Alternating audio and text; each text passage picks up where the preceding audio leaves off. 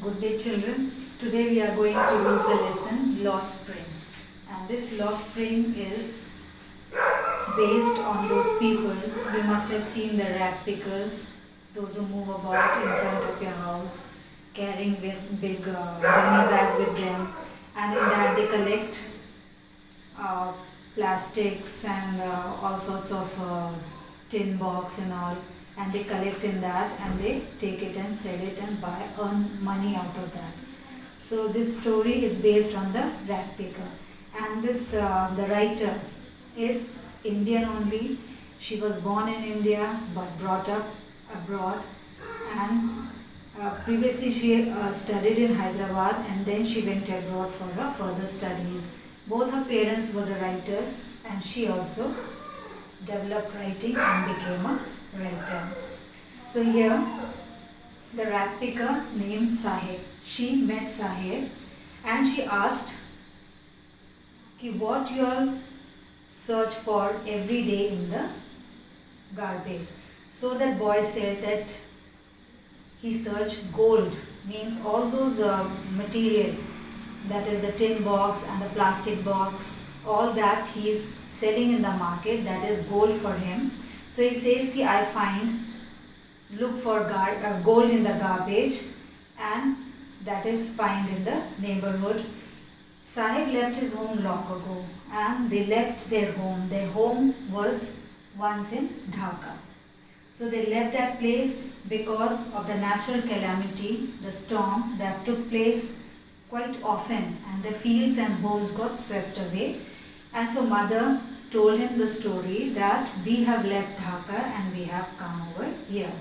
And after that, coming here and living in the periphery outside of the city, they lived there in slum area, the jhuggi jhopris that we call in Hindi. So they live over there. I have now nothing else to do, he mutters looking away, and he feels sorry that he has only got work to take out things from the garbage and sell it in the market, and nothing else I have got. So the writer asked him, go to school, you all don't go to school? So he said, there is no school in my neighborhood. And in the neighborhood where they live, where they are the slum area, they don't have the school. So he said, we don't have the school. And the writer said, when I build the school, will you come over there? So he said, ki if you start the school, I will come there. Then a few days later, after this conversation, few days later when he met her again, so he asked her, have you built a school? Because he was very much interested in going to school. So he asked her, ki have you built a school? And the narrator, she felt embarrassed, she felt very sorry, she felt ashamed because she made a hollow promise to him that she is going to build a school and will you come and study in that. So after months of knowing him, I asked him his name, and every now and then they used to meet each other. So one day she asked him, what is your name? So he said his name is Sahib-e-Alam. It means the Lord of Universe. He would have hard time in believing it, and if somebody told him that you are the Lord of the Universe, it was very difficult for him to believe because he was such a poor fellow. Unaware of what his name represents, he roams the street with his friends, an army of barefoot boys. So he, along with other children of the slum area, barefooted. They didn't have any slippers to wear. So all those children, like the morning birds, early in the morning you see the birds, they come out of the nest, they search for the food, and then by the afternoon you don't see any of the birds. So in the same way, these children, they came out in the morning to search for the things in the garbage, and then by afternoon they disappear. Over the months I have come to recognize each of them, and every day she used to see them. So within a month time she was able to recognize them and she used to talk to them. So she asked one of them, why aren't you wearing chappals? She said, why you not wearing chappals? So he said, ki my mother did not bring them down. It was kept in the shelf upstairs, up and I could not take it out, and mother also didn't give me to wear. So even if she did, he will throw them off, adds another. So the other one said, if she had the chappals to wear, she wouldn't have worn also, because she is not in a habit of wearing them. And the boy who said that, he was wearing two different types of shoes in his legs. When I comment on it, he shuffles his feet and says nothing. I want shoes. And then when these questions were being asked, so one of them, he just looked at his legs and he said, I want shoes. And the third, he was wearing a pair of shoes. Traveling across the country, I have seen children walking barefoot. And this narrator, she traveled India most of the time, and there she saw the children going barefooted in the cities, in the village roads. It is not lack of money, but a tradition to stay barefoot. And she understood that it was not a trend because of the lack of money that they can't buy the shoes or slippers. It was the custom in India that people walk barefooted. I wonder if this is only an excuse to explain away a perpetual state of poverty. So she thought that people don't want to tell that they are poor, so they say that it is a tradition. That's why we don't wear slippers and chappals, shoes. I remember a story of a man from Udupi once told me. So there was a man in Udupi, he told her a story. And he said as a young boy he would go to school past an old temple. That when he was a small boy and he used to go to school, so he found one temple that was there, the old temple, where his father was a priest. And his father was a priest in that temple. He would stop briefly at the temple and pray for a pair of shoes. And this man, he often used to stop near the temple and used to pray to God for the pair of shoes. 30 years later, I visited his town and the temple, and the narrator said, after 30 years when I reached the town, I went to the temple, which has now drowned in an air of desolation, and it was all broken up. It was all not in a good condition. In the backyard where lived a new priest, there were red and white plastic chairs, and behind the temple there was the house of the priest, and the new priest was staying over there, and he was having red and white plastic chairs. A young boy dressed in a grey uniform, wearing socks and shoes, arrived panting and threw his bag on the folding bed. And when the narrator was still there, a small boy, he was wearing a uniform, grey uniform, shoes and socks. So he came running over there and he was panting. He was panting means he was taking deep breath because of the running. He was feeling very tired. So he came and he threw his school bag. As you all go home, throw your school bags, shoes, socks, uniform here and there. So in the same way, that fellow, he came and he threw his bag. Looking at the boy, I remembered the prayer another boy had made to the goddess. And then, while looking at that boy, the narrator, she remembered the prayer of a boy who made to the goddess that he wants the shoes. And finally he got the shoes. Let me never lose them. The goddess has granted his prayer. Young boys, like the son of the priest, now wore shoes. And the prayer was that, Goddess, now as we have received the shoes, let nobody else lose them. So the young priest's son, now they were all wearing shoes. But many others, like the rag pickers in my neighborhood, remain shoeless. But the rag pickers, the children who roam about looking for the things in the garbage, they don't wear shoes. My acquaintance with the barefoot rag pickers leads me to the Simapuri. Now Simapuri is a place that is outside Delhi. That was the present location of the people, those rag pickers. Those who live here are squatters who came from Bangladesh back in 1971. So in 1971, these people, they came from Bangladesh and they started living in Simapuri. Those who live here are Sahib's family is among them, and one of the family is of Sahib.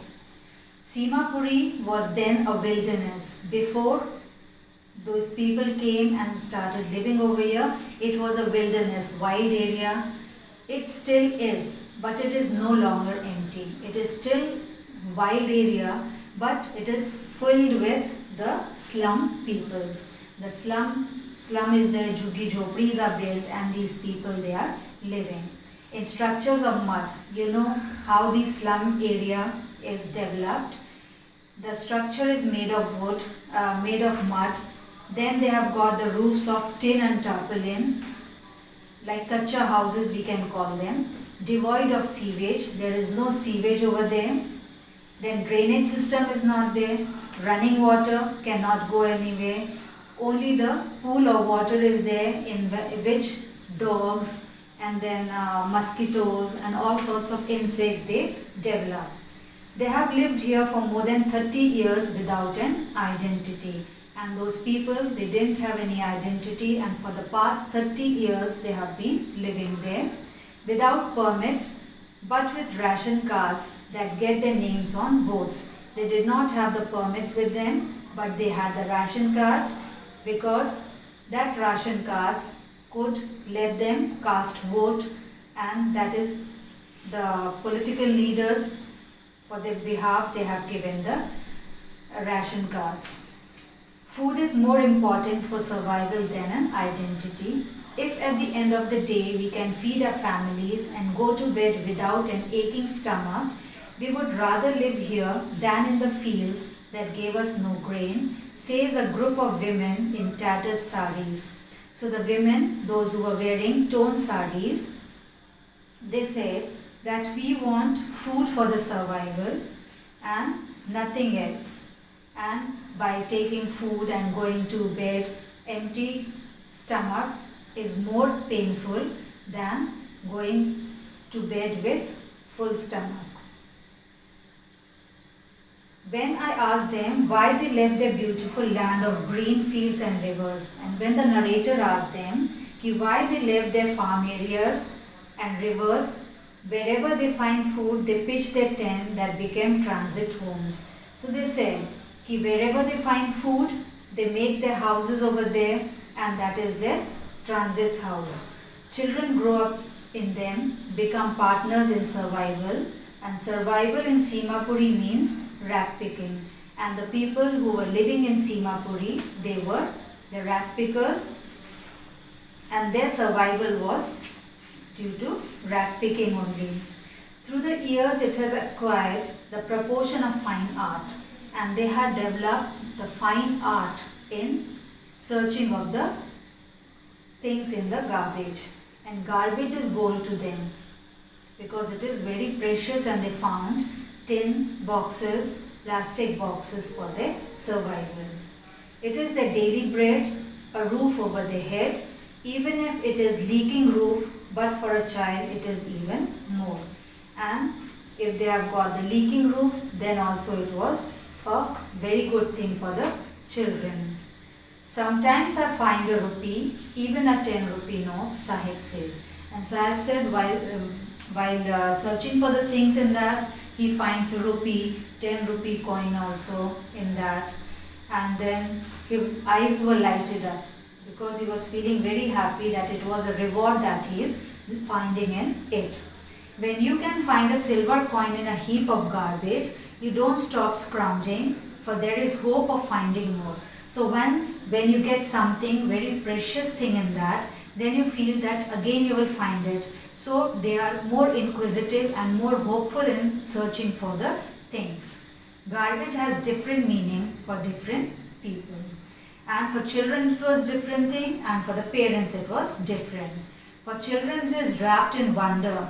For the elders it means of survival. For children it was a wonder that whatever they are finding, they are something wonderful for them. But for the parents it was for the survival, because by selling it they were earning money, and with that money they were feeding their family. One winter morning I see Sahib standing by the fenced gate of the neighborhood club, and one day the narrator saw Sahib. He was standing on the fence gate and of the club, and he was watching two young men in white. They were playing tennis, and he said to himself, I like the game. Content to watch it standing behind the fence, I go inside. When no one is around, he admits. The gatekeeper lets me use the swing. And he was waiting over there, and he told the narrator that when no one is there, then I will go inside. And the guard, he lets me go inside and I swing in the swing. Sahib too is wearing tennis shoes that look strange over his discolored shirt and shorts. And he was also wearing tennis shoes, but they were quite different from, it was looking quite ugly also with the dress that he was wearing. Someone gave them to me, he says in the manner of an explanation. And he said that somebody gave it to me. The fact that they were discarded shoes of some rich boy. And we also, when we discard our things, we throw it outside or we keep it outside so that the poor people may take it.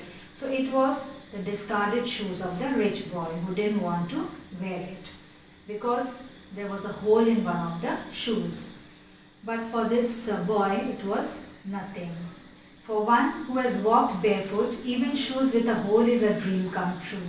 And the person, the boy, he had roamed about barefooted, so the shoe with one hole also did not make any difference, but his dream came true of wearing the shoes.